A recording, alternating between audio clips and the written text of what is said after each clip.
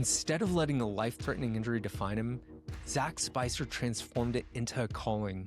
I figured since the good Lord let me stay around, I might want to make it worth his while, right? Through Line Brothers Keeper, Zach walks alongside injured workers and their families, turning one split-second mistake into a mission that's helping hundreds stay safe.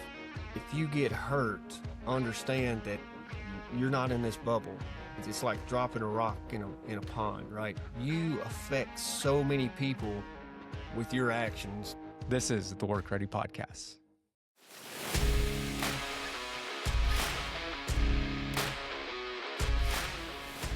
At the end of the day, it's not just about getting through another shift. It's about having enough left in the tank for your family and building a career that lasts. That's why we created the WorkReady Podcast. If that's the kind of life you're working towards, subscribe and walk this journey with us. Every episode is one more step towards retiring strong, not broken. Today's guest is someone whose story has impacted the line trade in ways few others have. His message is about more than safety. It's about identity, brotherhood, mental resilience, gratitude, and the belief that a life of purpose can emerge from unthinkable hardship. This will be one of those conversations that stays with you long after. Zach, welcome to the WorkReady Podcast. It's so great to have you here today. I appreciate it, Mr. Kevin. Thank you for having me on. So we're looking forward to learning more about Line Brothers Keeper. But before we jump in, can you tell us just a little bit about your background, Zach? Well, as you can tell, I'm Southern born and bred kind of thing.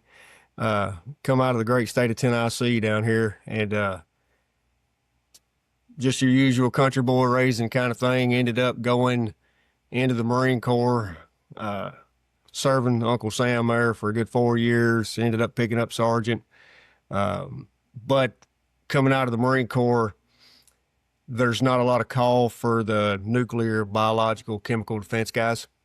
So that didn't parlay into something in the civilian sector. And I got very fortunate, very lucky that just so happened to step into a job at the local electric department and started his apprenticeship, went up line work, and ended up going into the sub department there because my anal retentiveness, right, helped out pretty well with that, 'cause all the small wires and minute stuff. But ended up taking over the sub department, stayed there. I think I spent 17 years at the electric department down there, and ended up, like you said at the beginning, ended up having a life-altering accident there.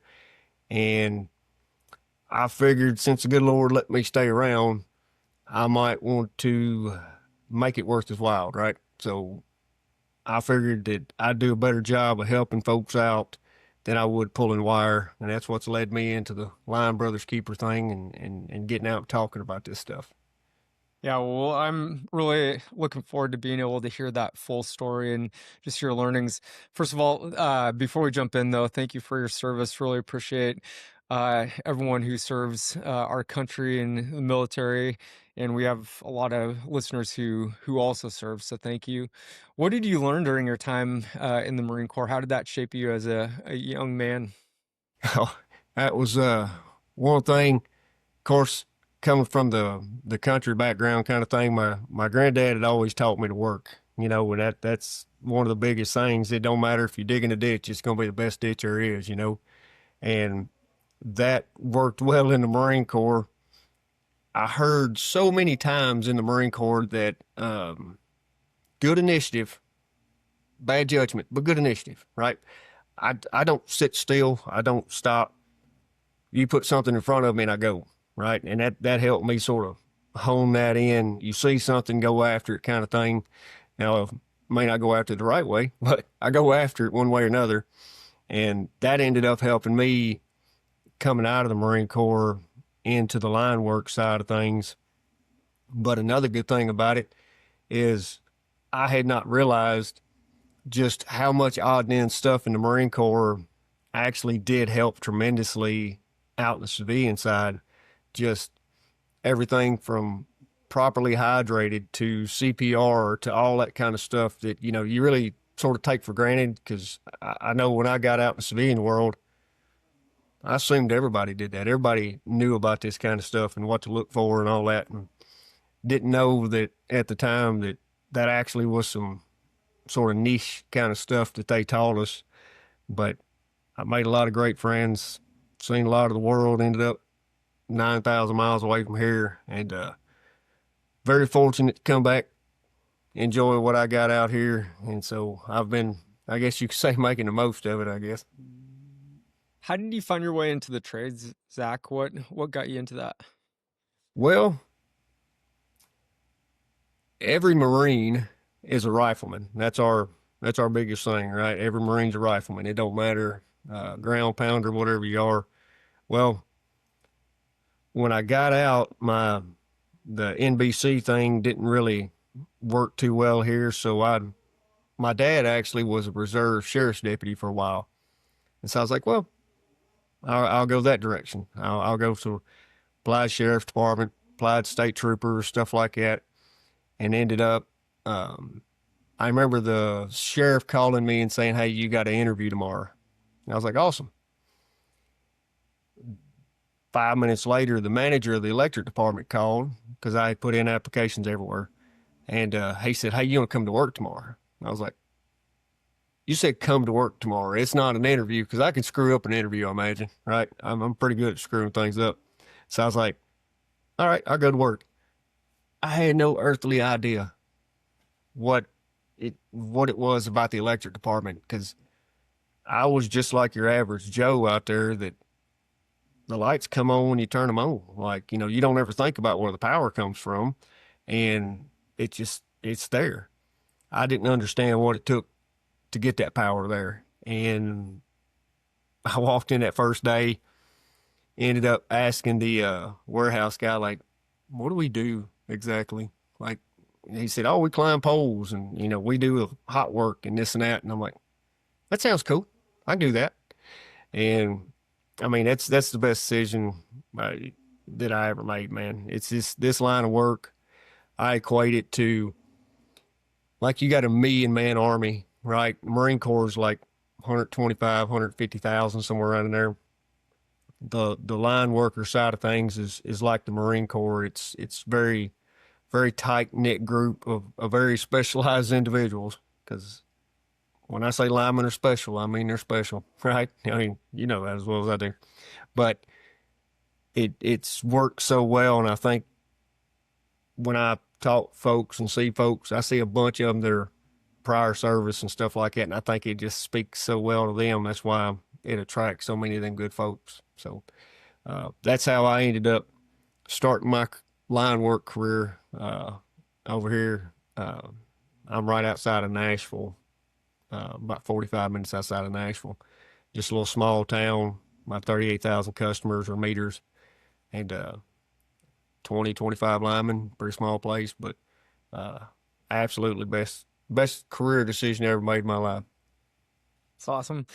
And, a lot of our listeners are linemen or in the industry, but we also have a lot of people outside of the line industry. And, I never appreciated that, you know, the hardest working conditions that a lineman faces are, typically when the power is out. And, it's never nice weather when the power goes out. It's never 70 degrees and sunny. And so you're putting in like hard hours, late at night, stormy conditions. Can you paint a picture of what it's like to be a lineman, and uh, just so that we have that perspective? I was fixed to say, when coming into it, knowing nothing about it, understanding that, like you said, you're, you know, 8 to 5, job or whatever. They told me at the beginning, this job is dangerous, very dangerous. And the old sort of funny adage, the old joke I got told by old foreman, he said, "You get one mistake in this line of work." And he said, "That was the day you got hired." You know, there's no other mess up you can do now. And the truth about it we're like an unofficial first responder kind of thing, because, we'll get calls at midnight, 2 o'clock in the morning from a wreck. Car hit a pole. There's wires laying down. Cops ain't going near it. Firefighters ain't going near it. Nobody's wanting to go over there because that'll hurt you. That'll kill you, kind of thing. And so we get out there, clear up that kind of stuff, and then we have to, after all that's said and done, we have to then put everything back normal because nowadays, especially, people assume the power is always going to be there. Like you said, it's ice storm, it's tornadoes, hurricanes, it's everything under the sun that Mother Nature can throw at you, from floods. That was one of the worst ones I ever worked. We worked 12, 14 days, like 18, 20 hours a day. We had a bad flood. It was one of them 500-year floods or something. And when you have a third to 2/3 of your whole system just washed away, you just have to rebuild. And the time you spend with the folks at work versus what you do at the house, I mean, that's the thing about it, is you spend a whole lot more time with the people at work than you do with your family. It's missed Christmases, missed holidays, missed birthdays, but that's what we sign up for. And I think that's why the service related thing works so well, because we know what that sacrifice entails. You know what I mean? It's that, in this line of work, it's customer service, customer related kind of thing, but it's serving your fellow man kind of thing, right? And so line work summed up in a nutshell, typical every day, we're putting rubber gloves on, rubber sleeves on, we're 40, 50 foot up in the air, handling wire that has electricity in it, that's odorless, colorless, sitting there invisible. But at any point in time, any small mistake you make, it'll reach out and grab a hold of you, and there is a very good probability that you will not be going home. And that's what we work with every single day, all day long. With Vimosity, utility leaders are cutting injuries by up to 50%, keeping crews safer, empowering stronger operational readiness. Teams stay engaged, your safety impact scales across every work group, and you gain the insights to prevent serious injuries before they happen. Vimosity delivers expert content, seamless deployment tools, and real-time risk data in one workforce readiness platform. Learn more at vimosity.com.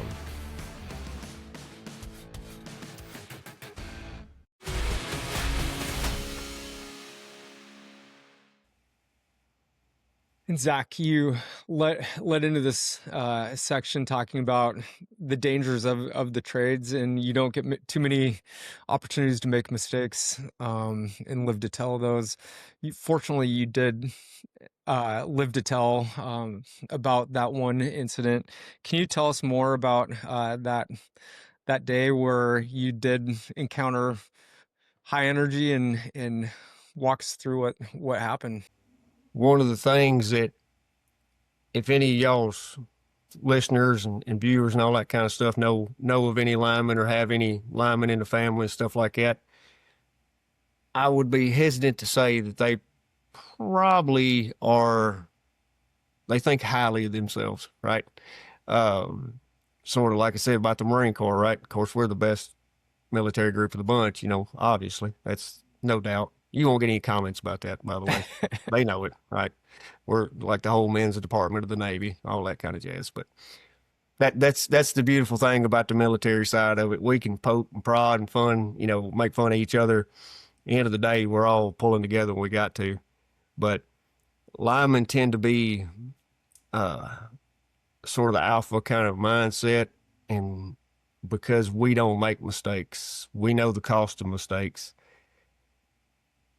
Coming out of the Marine Corps, already had a very high, a high view of myself, you could say. And then a line worker, yeah, I could walk on water kind of situation. Well, the problem is, when you do that job, no matter how dangerous it is, if you don't stay on your toes every single day, it's sort of like driving a car, right? The first time that you go over the speed limit, you get a little nervous. First time you cut a corner, you get a little nervous, but you do it again, and then you do it again, and then it becomes commonplace that you're 2 to 3 miles an hour over or 5 miles an over, But in the back of your mind, there's a possibility that I'm going to get caught doing this. We get that complacency sort of creeping in. That complacency starts to build up. That's what ended up leading into what happened to me. I had a substation that was de-energized. I'd cut it loose myself, pinned it back, all that kind of jazz. And so I knew it was de-energized. We had a little class in there. They liked the class, so the following year they said, hey, we want you to do another one. Sound good? Roll back in there on a Friday afternoon. I didn't test. I didn't ground. I didn't look for a visual opening point. I didn't do any of the things that I knew that I should have done, because the last time I was in there, it was de-energized, no big deal, did my thing. I just took it for granted, right? And that's one of the biggest things that I try to get across, especially to the younger guys, to sort of instill that right off the bat. But even for the guys that have been in 10, 20 years, sort of make sure that that's always sitting at the back of your mind, that I don't care if you've done this 1,000 times. People get in wrecks every day. They've drove for 40 years and there's a wreck, right? So you've got to stay on your toes in this line of work. It ain't like we need more safety rules or we need new safety rules or anything like that. It's the basic things that we are taught at the beginning that will keep you safe, guaranteed. And it's just a matter of you owning it, taking that responsibility on yourself. It ain't nobody else's job. It ain't the foreman's job. It ain't the safety man's job. It ain't the company's job to keep you safe. It's your job to keep you safe, right? So that's one of the biggest things about it. When I went back in there in 2017, took that door off, reached up in there, it was hot. It was energized. That ended up the blast, because normally when you have arcs, they're all kind of different numbers out there. Some say 4 to 7 times hotter than the surface of the sun, 35,000 degrees, that kind of stuff. I mean, obviously it's hot enough to melt metal and everything, but made that contact, it knocked me out, like getting just donkey punched pretty much. And I'm knocked out. Everything is happening. I come back up. I ended up walking around the station for a minute. Ambulance shows up. They're wanting to life flight me to Vanderbilt, which was the closest trauma center, burn center. And originally they told me with the injuries, the doctor I had was super awesome. She wasn't sugarcoating anything. She was like, look, I'm going to give it to you the way it is. That way, if I sugarcoat it and say everything's going to be fine and you wake up and your arm's gone, well, that's not my definition of fine, And so she said, look, we're going to take the right arm off from the elbow down. We're going to take all the fingers off the left hand. And because I didn't have my safety glasses on that day, my contacts had melted to my eyes, and they told me, when you wake up, prepare to be blind. Yeah, I don't know how you prepare yourself for that exactly, but that right there was to excuse the pun, an eye-opening experience, I guess you could say. But that is what led me into wanting to help folks and wanting to try to take care of folks, because we've been through all that, and we don't wish it on anybody. But if we can, we'd rather prevent it, prevent them accidents, prevent them injuries, prevent the fatalities. But if that does occur, we end up being there for them, because truth of the matter is, them old sayings are an old saying for a reason, like that ounce of prevention is worth a pound of cure thing. And when you encounter something like that, I'm sure you're probably concussed. You're not thinking straight, not even sure what's going on. And maybe walk us through that, but maybe also share with us, the impact that had on your wife. I know that your wife has been really involved in Line Brothers Keeper, but what was it like for her when she first found out that you'd been injured? When I was coming up, of course, I had told her, my job's dangerous and all that. And she had told me after the accident and everything, she said, I didn't really have an appreciation for that because, yeah, I knew you said it was dangerous, but I didn't understand the gravity of that statement. When we talk about arcs and arc burn, of course, the heat, one of the biggest things, just like how heat zaps your body, dehydrates you, everything else, I always tell folks, we start talking about hydration and stuff, and I'm like, look, I said, you ever had a Wendy's Frosty, when you try to suck that thing up through a straw? I said, you dehydrated, that's like your blood. I'm like, right? Like, because if it's more viscous, right? It's harder on every organ and all this kind of stuff. And I said, just drink water, dude. Just the easiest thing in the world you could do. I get off on a tangent occasionally. My apologies. But one thing I didn't know about was the arc blast. And so like a 480 volt arc blast will create about 500 PSI. And so you're talking about 500 pounds per square inch hitting you, right? It'll literally push your brain in the back of your head, deflate your lungs, all that. So I I, I assume that's what knocked me out, because I was face first in the gravel, which I'll say this, I'll deny it, completely deny it, but I'll go ahead and say it. When I had come to, I told my buddy that was with me that I need you to call my boss, because being the guy I am, I was worried about the power outage, right? I was worried, like, I knocked the lights out. I know what caused it. I don't need people out here trying to fix this. I said, call my boss. I said, then call my wife, but don't tell her that you called her second, right?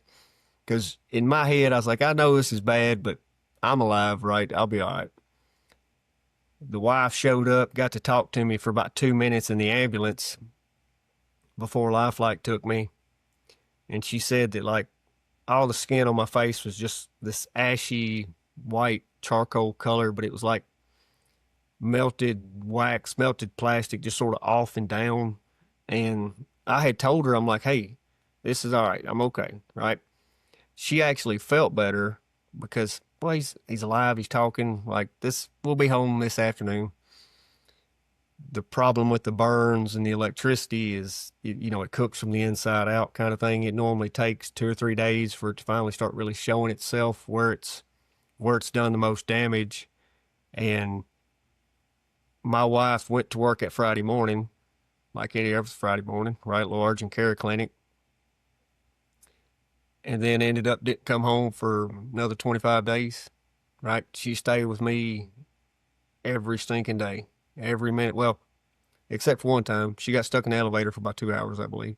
But other than that, she was by my side every second, every day. And that's for all your followers and listeners and stuff out there. It ain't got to be line work. It's just work, right? It's like I said, driving to work, getting an accident or something like that. But if you get hurt, understand that you're not in this bubble, right? It's going to affect the wife, the kids. It's like dropping a rock in a pond, right? It's them ripples that go out. It's friends, family, coworkers. You affect so many people with your actions. And I'm not saying directly, like what I do at work obviously doesn't affect my wife, but it does. Because if I make that mistake or I cut a corner, she's going to end up suffering the consequences, because she went from being the mom, 3 boys, little girl, cooking dinner, doing homework, let's take the kids to soccer, to I've now got to handle every bill. I've now got to figure out how to get the yard mowed. I got to make sure kids get back and forth to this. I've got to make sure they're fed, homework's done. And on top of that, I'm also signing paperwork saying, okay, doctor, if you think it's necessary, cut his arm off, right? She's now having to handle the entire world's on her shoulder from my one split second decision not to check this. And so those consequences or those actions you do at work have drastic consequences. And let me back up. Not just the actions or the decisions you make at work, but every decision you really make, if you're regardless, married, wife, kids, just mom and dad, whether you got a dog at the house, right? So your actions every day have long lasting effects for everybody around you. And I'll tell you, my wife's 5 foot nothing, 95 pound. Like, I'll put her up against the biggest man in the world. She's stronger than anybody I've ever seen in my life. Well, we're going to definitely talk about her more and her role with Line Brothers Keeper. It sounds like she's just been an absolute rock in that organization. But before we jump there, you do have your right arm below the elbow. You do have your fingers on your left hand. You can see.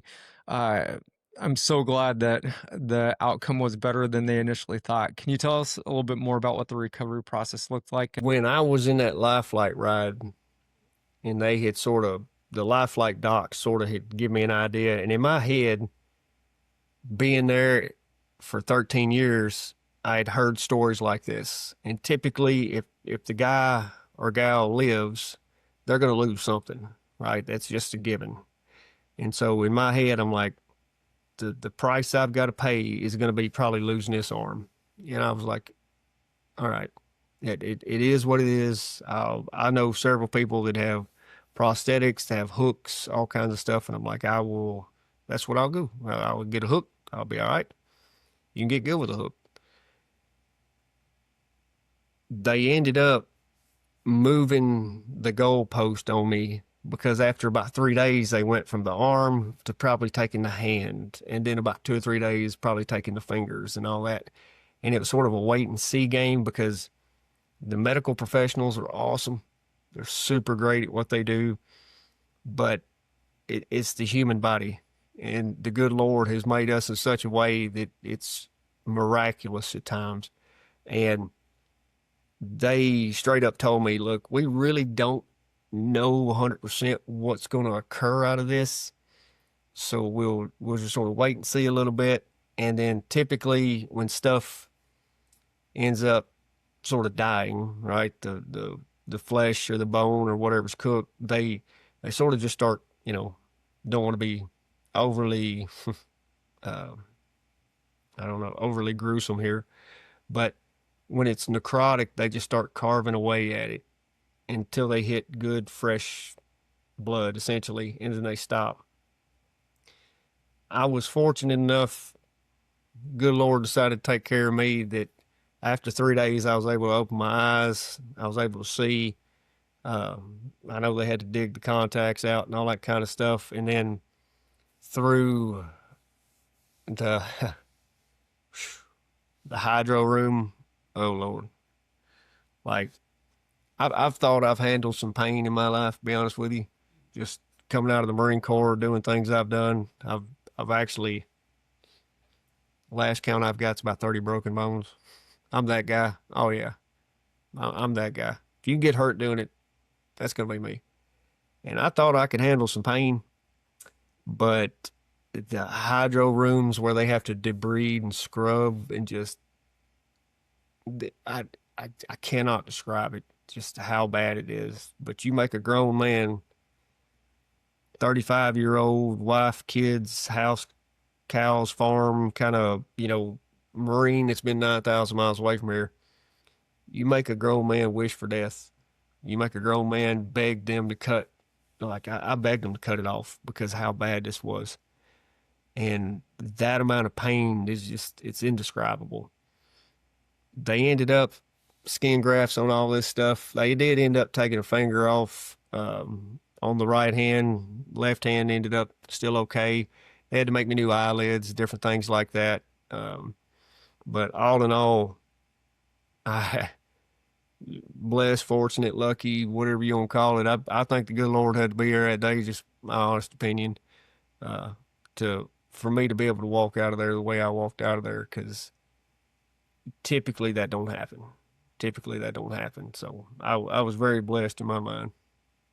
Zach, you've stewarded that experience in a way like no one I've ever seen. You're so honest about your mistake. Very few people want to admit it, mistakes, but it's really helped, I think, encourage other people to be willing to talk about their mistakes, to be able to talk about the near misses. And when we just gloss over that stuff and we don't acknowledge when we make mistakes, we can't learn from it. You talk to crowds all over the place in line schools and safety groups about this experience. What are some of the key takeaways that you learned and that you share with the audiences that you're able to connect with? I've had so many younger folks come into this business that need to realize they don't know everything. Whether you've been to a line school or a pre-apprentice school, stuff like that, understand that this is not a job that you fake it till you make it kind of thing. And don't come in acting like you know all of it. The other side of that coin is the guys that have been there 10, 15, 20 years. Yeah, they typically do know what they're doing and know to do it right and all that kind of stuff. They've had the training, they're qualified, but guess what? You put your britches on the same way I do every day, right? One leg at a time. Being a man, being a human being, right? Being a female, whatever it is, we can make mistakes. We all do. I've had so many folks come up and just like there was a injury in Mississippi this past Friday. Guy been working there 8 years. The boss man foreman told him it was de-energized. He trusted him because that's what we do. We trust those fellas because they've been around the world. They've worked there for a while. They know what they're talking about. And when I say, let me check it. Let me put a set of grounds on it. It's not that I'm saying that as a young guy to an older guy because I don't trust you. It's just a simple fact that I respect the far out of you, and for most of them, love their foremans to death, love their bosses to death. But it's also, it's me that's going to get hurt. It's me that's going to be injured or me that's going to get killed here. And it's not that I respect you, love you to death, but everybody can make a mistake. And so that's the biggest thing about it. The younger fellas need to realize, the younger folks, they need to realize they don't know everything. And I don't know anybody in this business that does, but they need to come into it hungry to learn and understand that their education, their attitude is on them. They need to be the one that, hey, there's a class coming up. Let me go. I'd like to learn about that. Learn everything you can. I don't know about where you are, but I've heard this from about half a dozen states that I've been to from different organizations.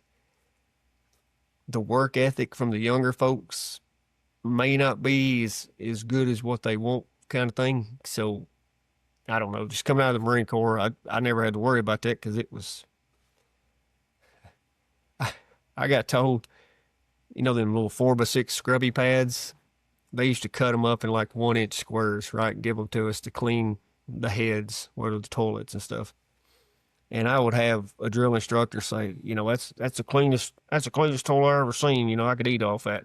I don't care if I'm cleaning toilets. It's going to be the cleanest thing you've ever seen in your life, right? If you're going to do a job, do it to the utmost best of your ability and strive to be the best at it, right? And you can't do that without a good work ethic. But the older guys need to also back up. And if younger folks are asking them questions, just because you were yelled at when you were coming up, maybe you were demeaned a little bit, because, oh, well, are you dumb? Why are you asking that?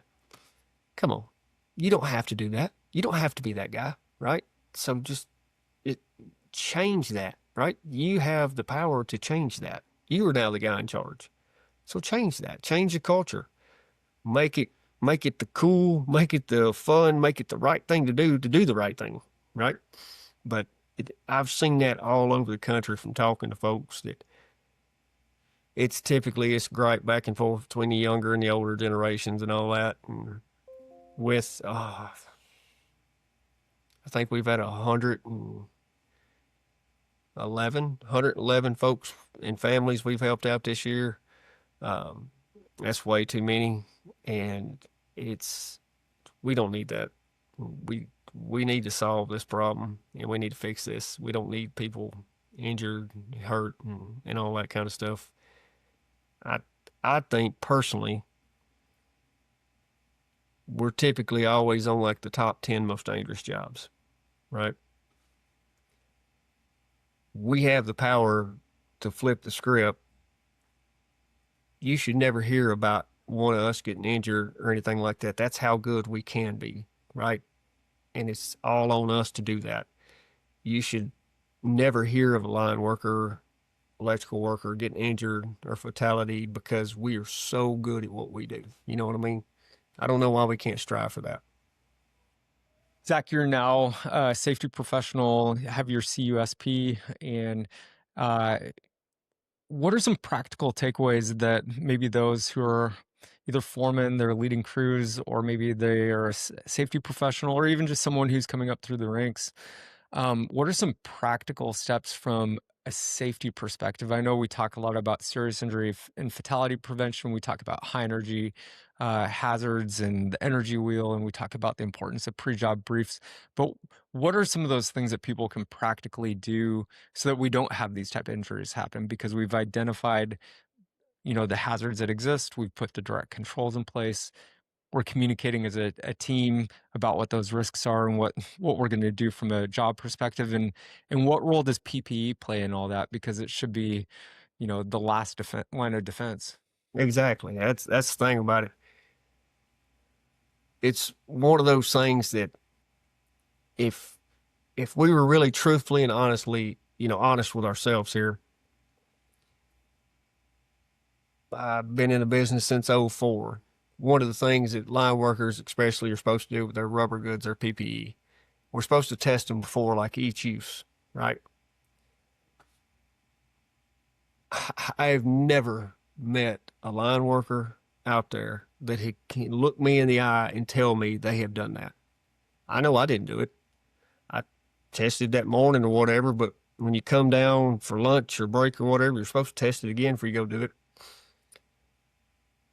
You can look me in the eye, you can look your safety man in the eye, boss man in the eye, and you could tell a fib all day long. The biggest thing, though, is there's one person out there that you ain't gonna lie to. That's you. You know the truth. You know the facts. You know whether or not you've done the things you're supposed to do. Like a job brief, you're saying, right? That job brief piece of paper, it gets more likely pencil whipped, right? Maybe it's on an app now and it's just click, whatever, it automatically signs your name. I'll tell you how a job brief, how important that is. Because when I did mine, it was just sort of, which, by the way, you can still do verbal ones, but I said, meet me at Old White Bluff Sub. Well, everybody in the electric department knew where that was, right? It's like, meet me at the office, right?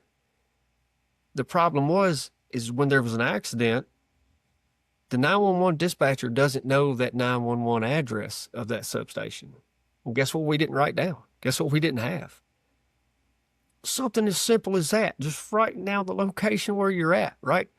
It's literally all the small things that are put in place that need to be there every day.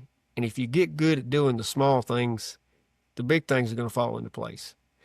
And it's just taking responsibility and ownership of doing the right thing the right way. We know the rules. We've been taught the rules. And if you don't know them, dude, I mean, when I started out, it was the only way you could learn about any of this is you had to go buy Lyman Cableman's handbook, for $100 and read through it. There's more apps, there's more information on the internet, and just everything out there. Social networking, knowing folks, reaching out on all the social media platforms, listening to podcasts like this. This stuff 20 years ago, there's nothing like this out there. You have so much good information at your fingertips that there's no excuse for it anymore. I always like seeing how, safety guy kind of thing, right? I always like playing the devil's advocate, man, because I've been on the other side of it, right? You see the safety guy roll up and you're like, oh, man, there he is. All right, yeah, everybody come down. Oh, come over here. I've been there. I know what you're doing. I know what you're doing. I did it. But I like playing that devil's advocate because, like going back to job briefs. All right, something happens. Who's in charge of calling 911? All right, foreman. Awesome. He's the one that had a heart attack. What are you gonna do? Or he got hit by a car. What are you gonna do? Right? You need to have a plan for this stuff because it doesn't always just go, oh yeah, well, he's gonna do it. It's that I don't know, you ever heard of the bystander cheerleader effect to where something happens and everybody else assumes that somebody else is going to do it kind of thing. Yep. Unless you have somebody step up and be like, you get the AED and like you tell them, you get it. You start compressions, you call it, like, you know what I mean? You need to have this planned out because I don't think anybody out there ever has an accident that they plan on, right? Hence the reason I don't think the definition of the accident says you can plan on it, right? So it's you got to have these insurance policies in place, and it's about doing the right thing. You know what I'm saying? And that's one of the biggest things out there, man, is just we know to do the right thing. It's just do it. That's all there is to it. Just do the right thing. One of our previous guests, Derek Sang, he was just on WorkReady Podcast here a few episodes ago, and he's been in the FRAR business for a really long time. And one of the quotes from that episode was he said, if you have to test out the gear that my company manufactures, it's arguably the worst day of your life. And I mean, it's absolutely true. You don't want to test the limits of that. But give a shout out to him. Also give a shout out to Dragonware. I've got my Dragonware shirt on. They helped co-sponsor the Line Brothers Keeper at ILR this past year. But, the importance of having the right gear, wearing it properly. One of our other friends, Felipe from Y Delta, he just sent me a photo a couple days ago of a guy who had his glasses on and he had an arc flash, and it's like he was just torched, unfortunately, everywhere around those glasses, but it just showed the impact of wearing the right gear. And so, I mean, you had mentioned, no safety glasses, contacts melt to your eyeballs, sleeves rolled up, just because you're not thinking that it's a dangerous situation. Maybe share a little bit more about that. And I've just appreciated your willingness to go through this. And it's like, you can't take any of it for granted. But what would you say about that when it comes to the reason why we have rules and how we go beyond rule following and rule making to, just taking that personal accountability for safety? That's the biggest thing about it. And you're right. One of the biggest things was when my accident was investigated, the investigator found that I, as a qualified journeyman lineman, right, qualified electrical worker, I know about the proper PPE. I know about the minimum approach distance, and I know how to work and handle energized lines, right? Well, obviously being burnt on the hand, didn't have my rubber gloves on, burnt on the arms, didn't have my FR rope down properly. All these things added up to saying, it's your fault. You did it to yourself. I tell folks you should follow the rules because they're the rules and they'll keep you safe. But a lot of times A lot of folks are possibly sort of pushed by the money aspect of things, right? The financial side of things. Well, I could tell you, walking out of the hospital, they were saying that it was about $865,000 that was on me because I broke the rules. And I don't think a lot of folks understand that. If you get hurt, the majority of times, you're not going to be dealing with your company. Your company is going to turn it over to an insurance company, which is workers' comp. And it's just like you driving drunk, getting in a wreck. Your insurance company going to be like, you did that. It ain't on us. You know the rules. You did it wrong. They can do the same thing to you on the workers' comp side. Because if you knowingly break the rules, they like to use willful, right? You willfully break the rules, then the insurance company don't have to handle any of that. They can deny your claim and it can all fall back on you. If you don't want to stay safe and do the right thing to go home every night like you want to, in one piece and all that kind of stuff, you might want to do it, because unless you've got $1 million in your back pocket, you might be SOL, because then not only are you laying in the hospital, possibly missing limbs, maybe not return to that same job, all that combined with you owing $1 million kind of thing. Luckily, I had a good safety man that legitimately put his job on the line and fought for me. And he actually appealed the workers' comp process, whole 9 yards, got another investigation going, and all that ended up getting it overturned, and workers' comp picked it up for me. So luckily, my safety man, literally, he's worth $1 million and a half to me, right? But a good safety man should be that guy. He's not there as a cop to catch you doing something wrong, because you shouldn't be doing anything wrong, right? Know the rules, you should follow them. He should be like a coach, right?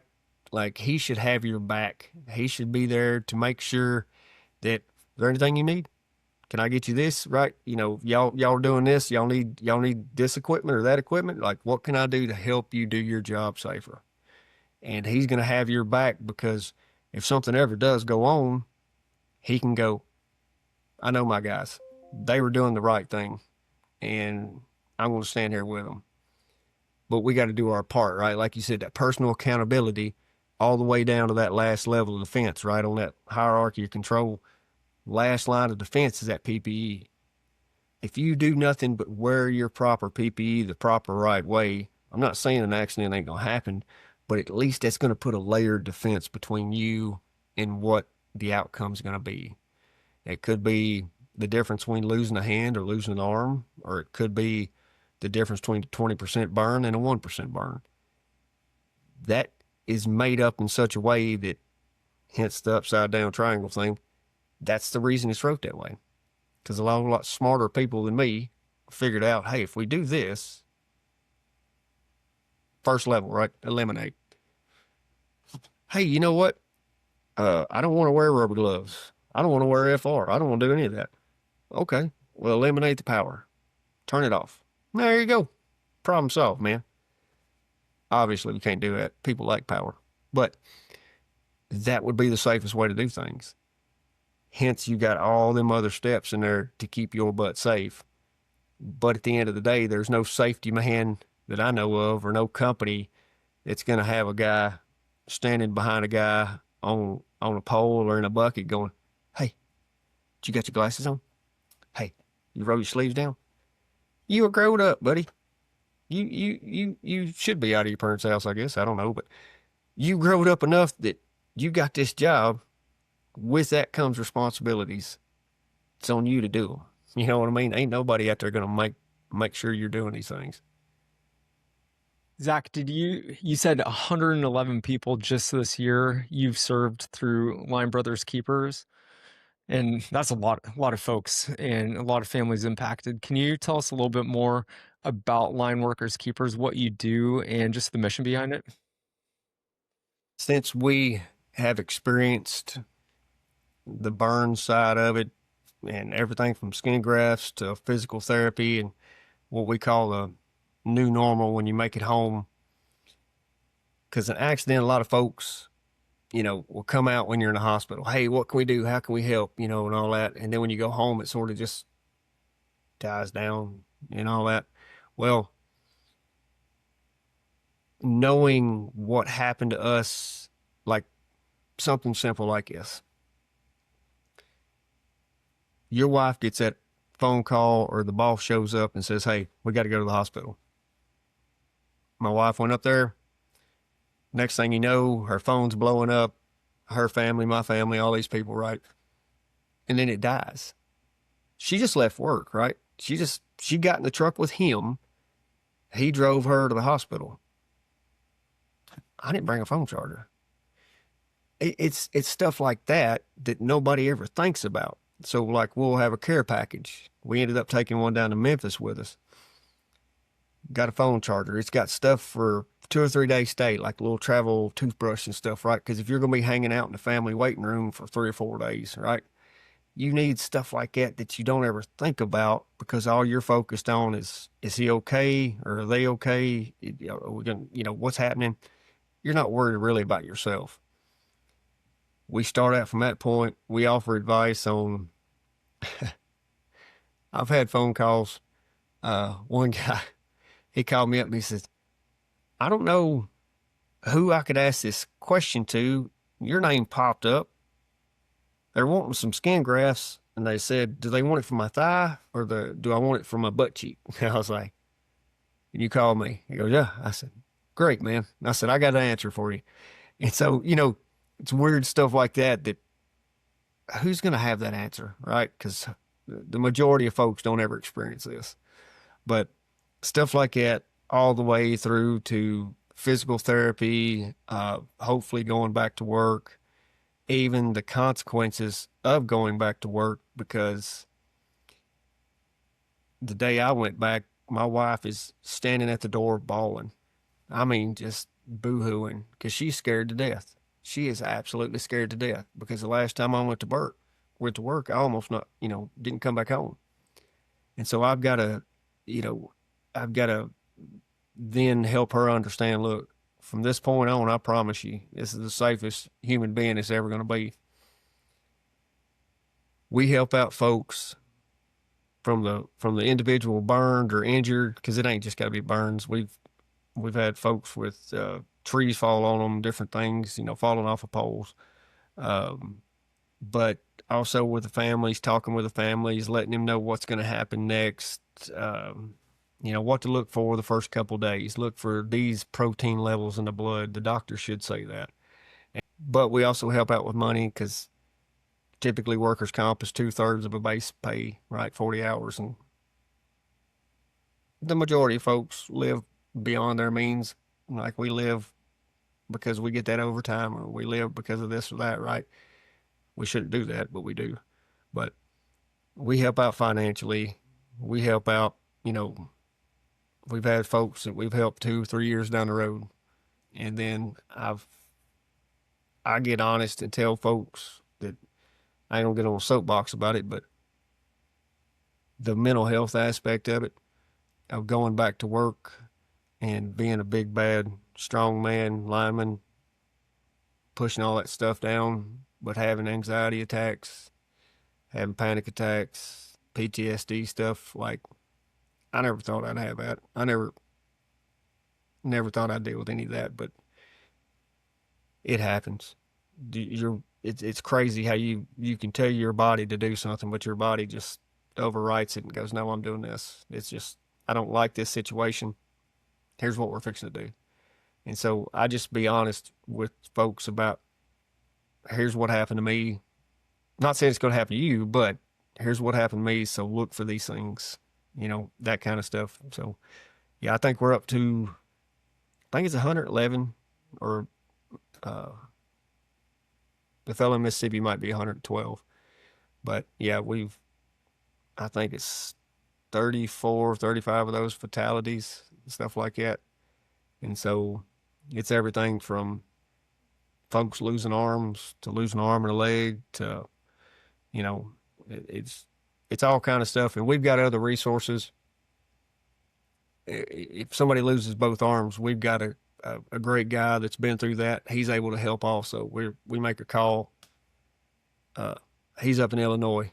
Made a call to him. He drove over to Missouri back during March of last year because there's a young man lost arm and leg. So he goes to the hospital. He visits, right?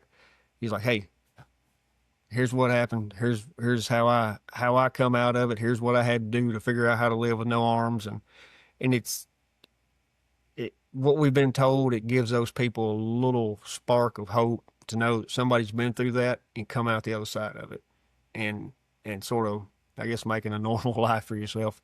But that's what we do with Line Brothers Keepers. We try to be there when there ain't nobody else there. Just walk that path. Zach, that's incredible. I mean, we weren't meant to go through life alone, and having each other to walk through that is pretty remarkable.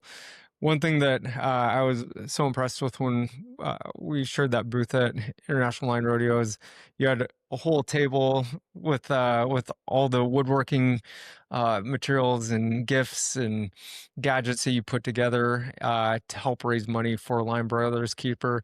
I got to show this here. You made me a pair of climbing hooks to thank us for our support of Line Brothers Keepers. So huge shout out to you, and thank you for that gift. I have it right behind my desk. It's got a permanent spot there, so I appreciate that. But Zach, can you tell us a little bit about how you've used woodworking to help raise money for Line Brothers Keepers? Well, I felt weird asking for donations, which technically being a 501c3 nonprofit thing, like it's technically what we're supposed to do. Like, I just feel weird. And linemen typically don't like asking for help anyway. So I figured if I made something that looked cool, that I think would look cool, that I would hang up in my office, right? Then I'm like, well, somebody else might like it. So what, 2.5 years ago, I picked up some wood, started tinkering with it, and it's led into this, right? To where building that kind of stuff, everything from climbing belts to pliers that open and close, and just woodworking stuff it's typically how we raise money. We'll go to rodeos, different conventions and events, and do like tickets and different things to raise money, and we'll give that stuff away. Of course, sell it on the website and all that kind of jazz. And I can personalize stuff just like yours, if somebody wants something for retirement or employee appreciation. But that's what led to line working, because I didn't like asking for donations, which if you want to donate, great. Go ahead and donate. Hop on linebrotherskeeper.org. But that's what led me into the woodworking side of things. Is I figured it looked cool and somebody might want it because I thought it looked cool and I might want it. So that's what it led into. Well, I'm glad you gave that the web address for Line Brothers Keepers. I mean, part of this whole interview is to just continue to raise awareness. I mean, you're having such a profound impact on the people, the men and women, the families that have been impacted by these injuries. How else can people find you, Zach? We've got all the social media stuff. I am now learning all that TikToking, right? Got Line Brothers Keeper. I guess that's the handle at TikTok. And then, of course, got Facebook, Instagram, all that good stuff. Line Brothers Keeper on all of them. Folks reach out to me. That's the easiest way. I use a lot of that stuff because of the networking side of it, to where it'll be a buddy of a buddy of a buddy that hollers and says, hey, this guy got hurt. Because a lot of times companies, which I understand, it's about investigations and stuff, but I don't care the investigation part. I don't really and honestly care about how at the moment. I think that needs to come out later to learn from, but at the moment, all I know is somebody's injured. I want to help. The best thing about it, the social media side, is, hey, I heard this guy holler at him, or here's his sister-in-law's number. And that's how we get in touch with folks and reach out to them. TikTok, Instagram, Facebook, web address, all that kind of jazz. We're on all of it. If anybody ever needs us, there's a bunch of ways you can give us a buzz because it's all got our emails and phone numbers and all that good stuff on there. Any final thoughts you'd like to leave our audience with, Zach?